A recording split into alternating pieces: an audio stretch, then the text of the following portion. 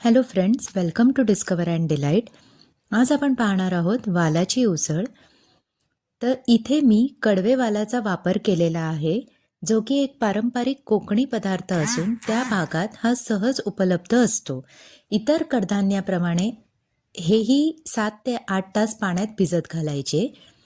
त्यानंतरून पाणी निथळून त्याला मोड येईस्तोवर ठेवून द्यायचे आणि मग त्याची साले काढून अशा प्रकारे पाण्यात घालून हे वाल तयार आहेत भाजी करायला.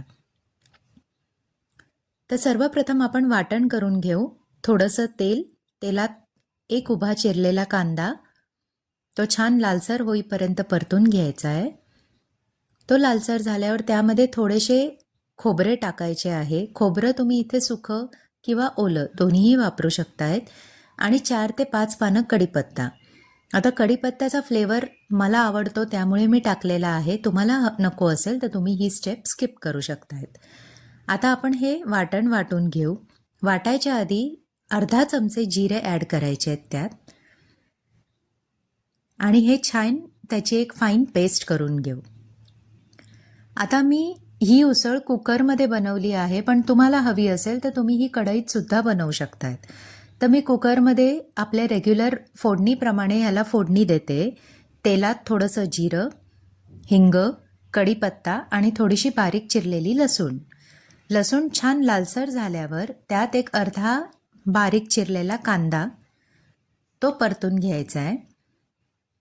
आणि कांदा छान परतून लालसर झाल्यावर त्यामध्ये आपले रेग्युलर मसाले ॲड करू, जसे की हळद, लाल तिखट, गरम मसाला.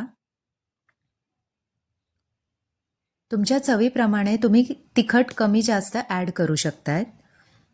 ते छान परतून घेतल्यावर त्यामध्ये आपण वाटलेले वाटण टाकू आणि ते वाटण त्याच्यामध्ये मिक्स करून ते छान शिजवून घेऊया. आता यामध्ये आपल्याला आपल्या गरजेनुसार पाणी घालून ते वाटण शिजवून घ्यायचे. तुम्हाला हवं तितकं पातळ किंवा जाड तुम्ही ठेवून ते शिजवून घेऊ शकतायत. थोडंसं चवीपुरतं मीठ आणि असं अर्ध झाकण ठेवून मी ते वाटण छान शिजवून घेतलंय. ते शिजल्यानंतरून त्यात वाल टाकायचे आहेत. वाल टाकल्यानंतरून त्यात एक 2 ते 4 तुकडे आमसूल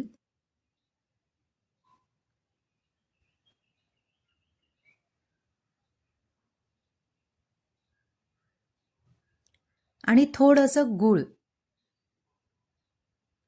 हे टाकून थोडीशी उकळी येऊ द्यायची. उकळी आल्यानंतरून आपण कुकरचं झाकण लावून 1 किंवा 2 शिट्ट्या करून घेणे. खरं तर एका शिट्टीतच हे वाल शिजून येतात, पण तुम्हाला वाटलं तर तुम्ही 2 शिट्ट्या देऊ शकताय. तयार आहे आपली वालाची उसळ. ही आपण तांदळाची भाकरी किंवा पोळी किंवा गरम गरम भातासोबत सर्व करू शकतो. Thank you for watching the video. Video आवडल्यास लाईक, सबस्क्राईब करा.